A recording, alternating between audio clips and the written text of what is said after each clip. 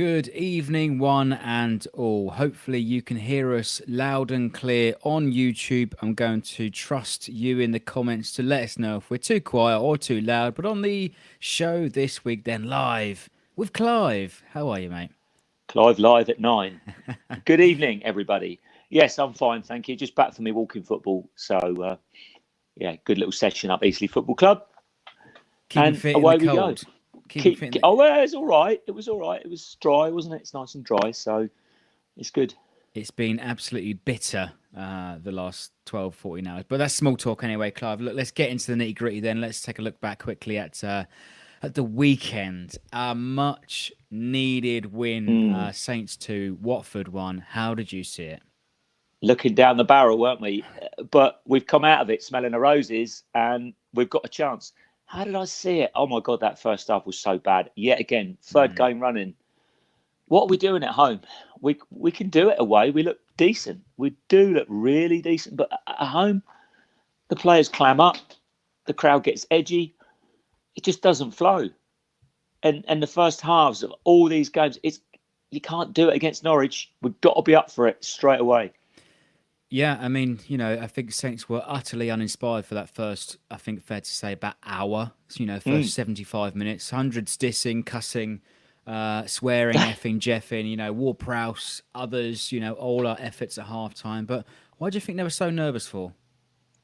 I don't know. It's something that builds up over time, isn't it? And you haven't won for so long.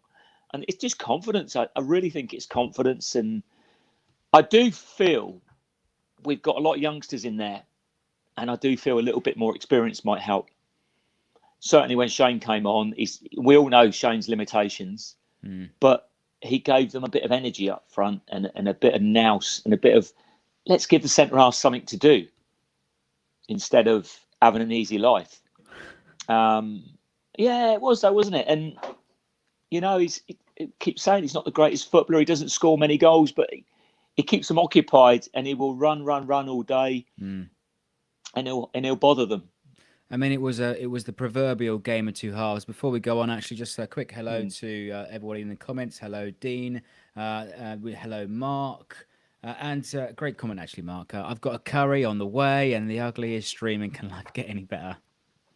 Well, with Papa Dom's, maybe. Mark, tell us what curry you have. Quick curry of choice, Clive? Benali. Goodness me. Lamb biryani, lamb balti. Okay, lamb good balti, spice. yes, Bit of spice in your life, love it. Yeah. And hello, Botti, and hello, Damon. Good to see you all in the comments. Right, the proverbial game of two halves, though, Clive, wasn't it? Completely, Freddie. And why do we keep doing it first half? Why is it so bad? Why we, you go out, you set your stall out, you're in the changing room before the game. Everyone should be keyed up. Everyone should be fired up for that first 20 minutes. We just go to pieces. And we 3 games, and I guess the Everton performance was probably the worst of the lot in the first half. But it's got to change on Wednesday night. If we've given ourselves a chance, we've had a lifeline, we've had a shot in the arm, and we've got a run of fixtures where yes, you could be middle of the table by the end of the week. So don't look a gift horse in the mouth. We've looked 2 gift horses in the mouth this season. Tottenham away when the guy got sent off. And Arsenal, when we created all those chances and didn't put them away, should be 5 points better off. Yeah, I mean, to be fair, we've also had a lot of VAR decisions go for us as well. And, partly, again, sort of going for us again at the weekend against Watford. Let's quickly look at the Watford goal, though. It was almost a kamikaze back pass. And I think it was Stevens that might have been caught out. Samuel reckons was Bednarek at fault for the first goal. But whoever it was, Stevens or Bednarek, Ismail Stevens got wrong side. Yeah, got wrong side. But we talk about defence, and we always think about the back 4, but we didn't defend well from the initial throw-in. It was too easy for Watford to get that ball down the line and get that next flick on. And then, they're big lumps up front. They got pace. That's going to cause us bother. And we added to that bother with a mistake by Stevens. So it starts at the front, and it's defending as a team. It's something we've got to be so much better than. My gut feeling, looking at the way that the Premier League's panning out, is that you're going to need 40 points this season. It could well be the case. You don't know. Things could change. A team could nosedive, but it looks a lot stronger, doesn't it? That third place is going to be tough. I think. This win has gave us so much importance. 3 points kind of closes the gap against Everton. Thankfully, they lost as well. Norwich only picked up a point as well. So, we could be looking at ourselves out of the bottom three come, 10 o'clock Wednesday night. It's a great chance, but let's not just look at one game. Let's look at, going forward into the future. And this run of games is a chance to get out of it, definitely. It's a crucial time, and it's confidence, Freddie. It's about momentum. As much as we had that, okay, it's a bit back in time, but from League One to the Premiership, we had that momentum. Once you get something going, the crowd start to believe again. I just think we've got that gallows humour, haven't we, in the crowds? People are singing songs, and it's just like, it's hard. Look, guys, it's hard enough to be a Saints fan, isn't it? We will love our city, we love our football club, but sometimes they drive you nuts. And it's hard enough to be a Saints fan without arguing amongst ourselves. But I've seen fights breaking out. I've seen things happening this season. It's not very nice, is it? Really, I can understand people getting passionate, and I can understand the campaign to get Gal out as well, because we're looking at it short term. We're looking, how can we get out of this mess? But the long-term situation probably is more important. And when you see the net spend is so pathetically low, and we're bottom of the league, we are bottom by a country margin on that score. And you've got clubs like Bournemouth that are pulling 10,000 fans, and they're spending twice, 3 times as much as us. What is going on? I think the fans have got a right to ask that question. It's always difficult because we're in a relegation fight, and you don't want to upset the apple cart, but the question has to be asked, and it has to be got out there, I think. And we saw, unrest in the stands, especially at my end, actually, sort of just glancing across. Yeah, tell me about it, Freddie, because I'm obviously over in the King's Land, and to be honest, there was too few of us to get upset with each other. We were all talking to each other from 20 feet away, so... It seemed to be quite a nasty little situation. Was it just before half time, or? Yes, second half, first half on the second stroke, something like that. Obviously going into the break at 1-0 down, people are starting to insult each other, starting to scrap each other, which is not what we want. We want to be together in this as well, and equally with Mark's what actually happened there, though? Someone got kicked out, didn't I notice? The old Bill came in, and there was a bit of a hoo-ha.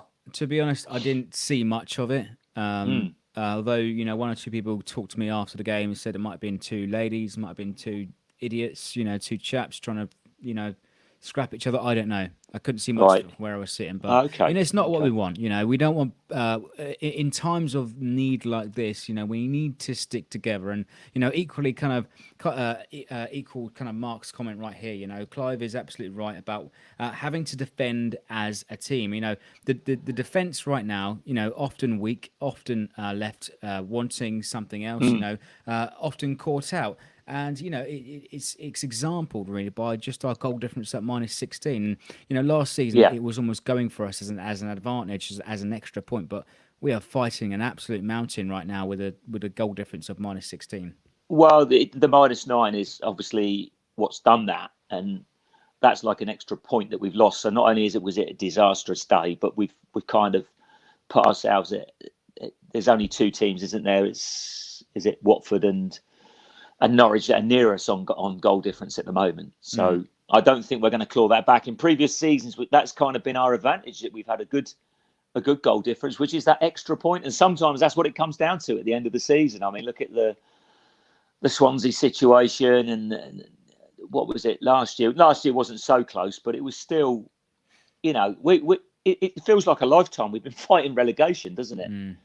It's hard. It's hard for the fans because we've had a few good seasons, and we're still playing some decent football. But I'll go back to it defensively as a team, and also you have to look at the defence and how are these forwards getting so much space and time in the box.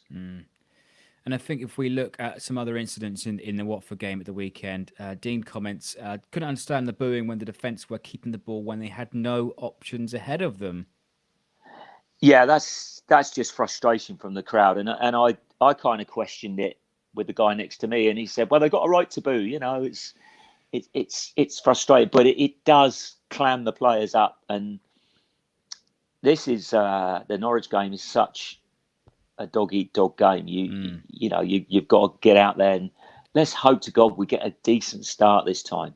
Yeah, and that first 20 minutes. It took a while for us to get into the game, of course, hiding away almost in that first half. Come out finally in the second.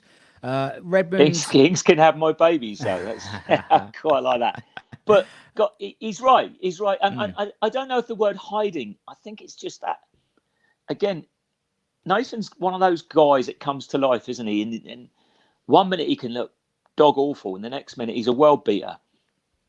And away from home, he looks so much better, which is indicative of the whole team. But Nathan is such a confidence player, and hiding, perhaps that is the right word. He doesn't want the ball. He doesn't want to do those good things when he's running at people, when he's scaring their defence. The substitutions made a big difference. Absolutely, and that's my next note, actually. And lots of comments already coming in saying that, we should start Boufal. What do we think our strongest lineup is? Thoughts on Oriol, Boufal, Redmond, Musa, Ings. But, Boufal, I think it has to be said, doubts over his fitness before the start of the game. Apparently stubbing his toe against his kitchen table, but comes on, makes an absolute difference, with all the trickery, all the twists and all the turns. And, it was an injection of some enthusiasm in that game. I think it's given the crowd a lift. When you're feeling down about your team and then one of your players starts basically taking the piss out the opposition, it gives you a lift. You think, oh, we're in this game. We're actually, we've got some decent players out there. We've got a chance. Whereas at half time, it was like, oh my God, when are Watford going to score the second? So it definitely lifted the crowd. And should he start? Wow, we don't know. This depends how fit he is, doesn't it? Really, and what this toe stubbing. I mean, you wouldn't think it's that bad, would you? Really, if you're a professional footballer, God, I've played with all sorts of crap, and just get on with it. That's your job.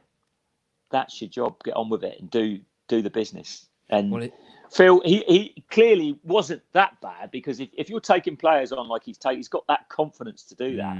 So he's not even thinking in his mind, oh, I've got a dodgy foot. So just let him go and play. Get him in there. Do your tricks. Open the space up, because I think that's one thing we will get against Norwich. I think we will get more space to play. But on the downside of that, I think they're very dangerous going forward. I was very impressed with their movement. Cantwell's come in, done tremendously well, and obviously Pukki is a quality act. And I think we also have to highlight Gineppo also on the other side. Lots of people commenting that we should, after the game immediately saying that we should play Ings, Gineppo, Boufal, Redmond up front. And Hassan made a great comment, actually. That sort of front four, three, it could strike fear into any kind of defence as well. And it's Gineppo that gets down to the byline, fortuitous, apparently a little handball in the build-up. And it's a bit ironic, really, that we've managed to score a goal from this equaliser. What goes around comes around, right? But Ings, stabs it home, and we're equalised, and we're suddenly become a lot more positive. Much more positive. And you actually could sniff the victory. I think there was a sea change amongst the feeling in the crowd of going from gallows humour to we're actually going to win a game of football at home. Hey, so well, you got to, haven't you? It's been 9 months. You could have had a baby, really. So it's I don't know, Freddie. I don't get how it's so good sometimes away from home and yet so bad at home. Well, in the attacking shape of things. But I get with the mentality of playing those four, but it's about striking the right balance and not leaving yourself too exposed in midfield. Because the one thing you need to have is a clean sheet. When great in terms of going forward, but you're going to leave big holes in midfield. And this brings us perfectly to Andrew's comment, actually. I'm baffled as to why we play better away from home. Why is that? In the past, particularly at the Dell, it was the other way round. Great at home, terrible on the road. Yeah, you're right. You're right. Well, no, we haven't always been terrible on the road. Depends which bit of history you're looking at. But generally, he's right there. He's right. The Dell was something, and I think the difference with the Dell is it could lift players. We had that. The fans had the ability to win a game of football, and I'm not sure that's the case at St Mary's. I'm not sure that's the case around the country now. I think there's a different mindset of fans. They go there. Culture, isn't it? Culture. There's a completely different culture. I don't know. I have seen St Mary's rocking a few times, but it's generally when we've played the big teams. It's hard. A game like Norwich City, where fans are going there expecting to win, knowing that this is such a crucial game. Really, everybody should be up for it, and everybody should be. And what I noticed is, I think we've lost 5,000 tourists. Actually, it's 26,000. I don't know if they probably counted the season ticket holders. It looked a lot less than that, didn't it? Yeah, it looked a lot of empty seats on Saturday. Yeah, but you felt like, even though there was a bit of booing, that the guys that were there, they're not there for the glory, are they? It's Watford on a Saturday night at 5:30. So the basement battle. Yeah. You felt the warmth of the crowd there at the end, though. That there was still a lot of spirit left. And why not? Because when we play like we do away from home, there should be hope. But look, get it right at home, and we could be in the middle of the table before you know it. Yeah, and obviously we know the climax of the game now, though, and it was a former Pompey lad scoring in the 83rd minute, 7 minutes to go. Does that sound familiar? Not that I'm comparing it to the FA I saw Cup somebody final. mentioning that on the Saints Archive site, and well, there you go. What did you make of the free kick then, Clive? He got it in, it squeezed in, and 2-1. Suddenly, I thought Foster would have saved it. To be honest, he hit it well, and it was top bins, as they say today. But I thought he might have saved it. Foster's such a good keeper. He's kept Watford in a lot of games, but. Ward-Prowse is starting to hit a lot more of these on target, and I think obviously this, this practice, after hours. Yeah, the one at Tottenham was decent, wasn't it? It was a good save by Lloris that day. It's good. Obviously, his game is worrying me a lot, because the one thing a lot of people criticise him, but is his passing accuracy. Has been his strength over the years, but it just deserted him on Saturday night. It was awful. But there you go. That's football. He's turned around and got the winner. Yeah. And he's got a lot of criticism during the game. He could have easily sulked, gone into a Redmond hole and disappeared. But he didn't, did he? He kept going. He kept fighting. He's a good lad. He's a good lad. He's got a great attitude. And I hope he turns it around. Yeah, and some people frustrated by him on Saturday. There's a lot of comments, frustrating to watch him over the 90 minutes. Then he comes good, from the set piece, and suddenly gives us a lot of hope. But it's a comeback at the end of the day. And when was the last time we did a comeback? Don't know, Freddie. You tell me. You're the fact finder, mate. You've already mentioned it already. It was the Tottenham game back in March. Oh, Tottenham. But it's of course as well the first home win this season. At the end of November for our first home win, and it's the proverbial kind of monkey off our back. It was just so important. It was a win, and it doesn't matter how we did it. Just we had to win. It was nice that I heard people singing as they went out the game, as they went out the ground, and I haven't heard that for a long, long time. There was almost a little bit of disbelief, but yeah, there was a bit of spirit there, and I love that. There was an outbreak of happiness. I'm not sure what happened. There was an outbreak of happiness. Yeah.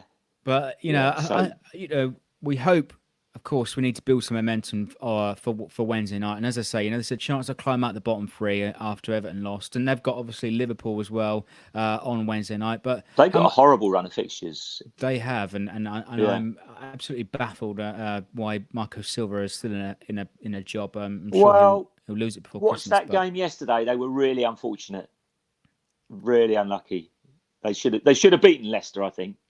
Not just got a draw. I think they should have beaten them. So I'm not even thinking Everton in the bottom three. But it's football. It could happen. Football's changing, isn't it? So very quickly. Nothing's a given. But they will get Everton. You think will get out of it. They've got too many good players there. How much of the Norwich Arsenal game did you see? Then obviously Norwich went up twice.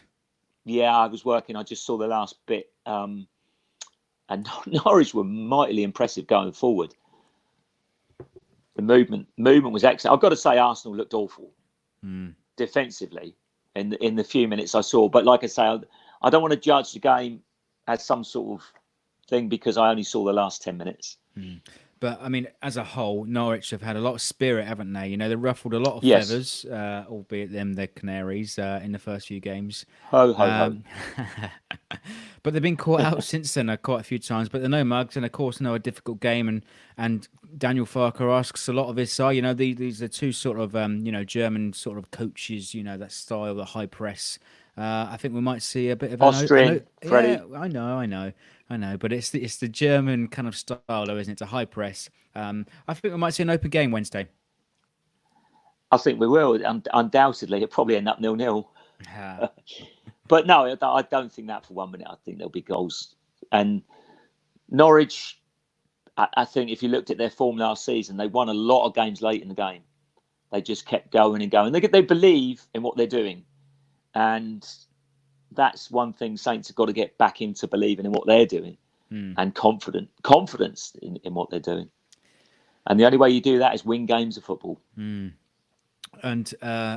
there's a comment here from Samuel. If we are the team to stay up, who do you think would go down? My opinion, Watford, Norwich and Brighton. Yeah, Brighton have done well, haven't they? They've got points on the board. They beat Tottenham and they've got most of their points at home, haven't they? I think they look a lot more fluid than they did last season. A lot more in terms of scoring goals. That was the one thing that nearly did for them, that they just stopped scoring last season and they nosedived. Potentially, that's true. But I look at all these candidates, Burnley, Sheffield United, and they just keep winning games of football. And they're off into the distance at the moment. And the only way we can do that is win. This is our chance. This is our chance to get back amongst the pack.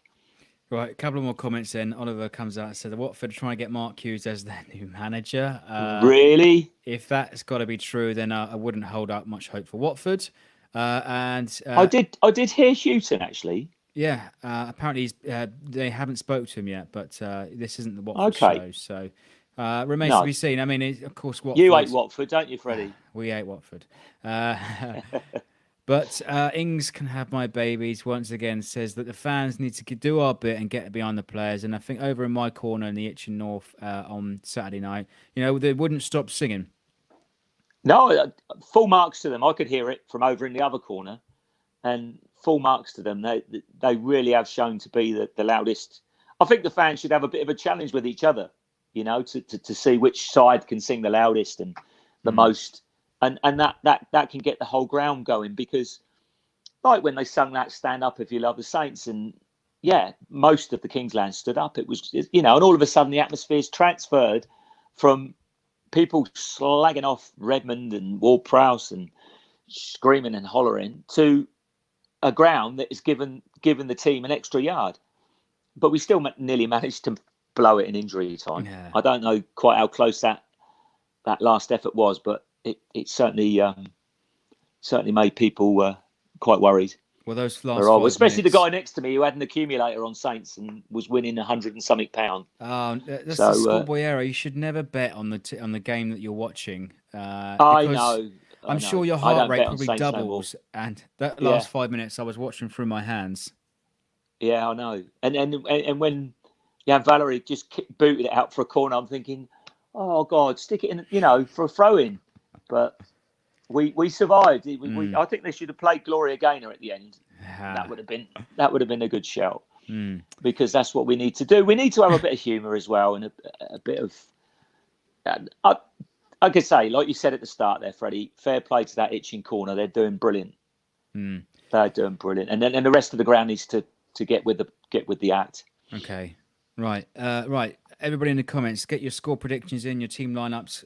Let's run you through some of ours then. I mean, the lineup was only one change, only kind of forced Armstrong with the injury, which missed out from the Watford game. What would you go with then this Wednesday? Obafemi started once again against Watford. Shane Long came on, made a difference. Obviously, Danny Ings scoring lots of goals now, and Redmond, perhaps not living up to expectations so far this season. Yeah, I think Nathan maybe a stretch on the bench. Oh, Charlie scored. Oh my God, how bad must Preston be? 1-0 to the Baggies, I think. Yeah, Charlie scored. Oh, it's a penalty. It was a penalty. He should score from a penalty, shouldn't he? Oh God. Well, Nathan. Redmond. Nathan, I think needs a break. He needs a break. Come on as a sub and show us what you can do, Nathan. And equally, another Nathan in the comments says a must win. Nothing less than Boufal needs to start. Yes, yeah. I think some of the touches he's shown. Can he do it for 90? That's what we asked about Danny Ings, but boy, has he answered that question.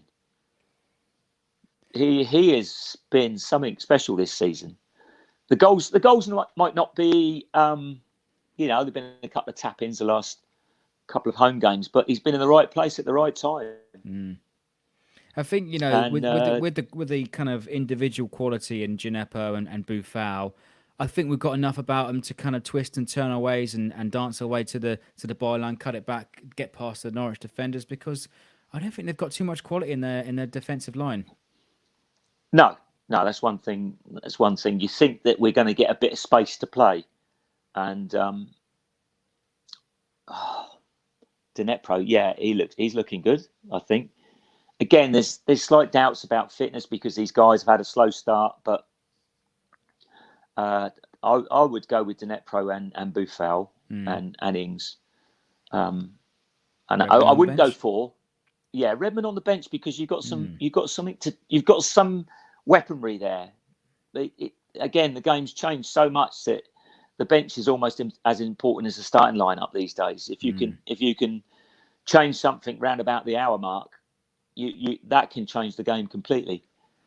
I think equally at the other end of the pitch, John mentions that I think it's going to be a tough game, mostly because of our leaky defence. So I want to extend on that in terms of the defence. I think it's important to have a settled defence. It doesn't help that we keep chopping and changing, introducing players in their unnatural positions. I don't know why and what's happened to Kevin Danso. This is apparently meant to be the centre-back saviour back in the summer, but he can't get a sniff. But Bednarek, Stevens have looked somewhat settled, and Stevens has looked a totally different player in the last 4 weeks. It didn't look so great with that mistake on Saturday, did he? Dear. Difficult. You got Yoshi. Yoshi hasn't really featured, has he, the last few games? It's a worry. Freddie, we've just got to get through these set of games. We've got to get some points on the board and have to spend some money on a top leader of a centre half. I couldn't tell you who it is. I'm hoping that Ralph will have done his homework and plucked somebody from Germany, Austria, wherever, or someone that's on his radar, or his set of links that he knows, the new director of football. It's just like a siren going off. That's what we need to change this team around. But we've got to get to January in the hunt. These next set of games decide whether we're still in the hunt or not. We've made a good start. We've got those 3 points on the board. We've got points, should have been 3 at Arsenal. So the signs are good. But it has to happen. There's no more excuses about we haven't got money to do this and this and this. If you want to stay in the Premier League, you have to sort out your biggest problem, and that is the centre of defence. Whichever combination you want, and you can take 3, 4. Danso, I'm very surprised he's completely out of the picture, because I thought he'd come in and did reasonably well at City. Whichever combination you want, it ain't good enough. But listen, if we can't take defenders, attackers are getting too much space in there. I don't know if it's the zonal marking or what it is, but no, we can't take. Nathan mentions we can't take Norwich too easily. You know, have Pukki, who knows where the goal is, scored at the weekend, of course, against Arsenal. And other players are dangerous, as you mentioned, kind of earlier on. Cantwell's looked like a great little young player coming through the system now. You know, on the fringes of the England setup. You know, playing often in the under-21s. So they've got players that can score goals, you know, from anywhere across the pitch. Let's run through some other score predictions. Then John goes with 3-2. Rahul mentions 3-1 with a very similar lineup to kind of last week, only Armstrong and Buffon introduced instead. We also have Mark. He mentions 2-1 to Saints. So a lot of positivity going through the comments. Callum goes 3-2. And let's go with Samuel's 3-1. I'll go pretty much with Rahul's lineup there. I think that's a fair shout. And yeah, well, get your bets on, lads. There should be decent odds for those scores, I would think. Obviously, everyone's expecting goals. Pukki, we talked about there. It's not just his scoring; it's his movement, Freddie, and that's the one thing I'm worried about. That these forwards are finding so much space. We've got to start being tighter in the box on set pieces and in an open play. You can't keep leaving players, because you will get destroyed in the Premiership. That's the difference between the Prem and the Championship. It's the first touch and the movement in the box. And Pukki has got bags of that. I've been very, very impressed with that guy. Impressed with Norwich, full stop. They've been in most games. Defensively naive at times. We've got to get at them. Absolutely. As Mick Shannon would say, you've got to get at them. Get to the boy line. I think it's going to be an open game. I think there's definitely going to be goals. I wouldn't go. I think I'd go with 2-1. You know, some of the comments here, and again, it's a case of, doesn't matter how we do it as long as we win. Just, you know, how important would it be? How important would it feel? You know, to have 2 back-to-back home wins for. You know, it's the old proverbial kind of bus metaphor. And then be off to Newcastle with a bit of confidence. And they had a good result, but they parked the bus against City and they got that excellent goal at the end, Newcastle. But again, let's just deal with Norwich first. It's such a crucial game. I really hope the fans don't just think we're going to win, because it's going to be hard work. We're going to have to work as hard as the players for that victory. And I think we did at the weekend. I think, you know, I ain't even got my voice back now. I'm sounding like Alan Ball when I was shouting for the ball tonight. Squeaky, squeaky. But that's what we all should be doing. We should be coming away from the ground losing our voice. Yeah, a lot of horse, fans coming out speaking to me, which is great. You know, they were from the New Forest. That was bad. Never mind. Stop horsing around, Clive. There. Anyway, right. Just before we sign off, in other news, of course, Saints drawn Huddersfield Town in the FA Cup third round. Home tie. What is this sorcery? What is this sorcery? What, getting a home tie? Yes. Yeah. Yes. Yeah, Eastleigh got Barnsley, haven't they? If they get through Crewe, obviously that's so quite a feat. But it's a winnable game. Let's get our names in the hat for the fourth round and see where we go from there. All good, Freddie? All good. I think we will call that full time then, folks. Thanks so much for joining us in the comments. Lots of you in the chat this evening. Lots of you there giving you some score predictions. And great to have you all with us. Clive, thanks for joining me, mate. Thanks, Freddie. Up the Saints. And good evening, one and all. And we'll speak to you soon.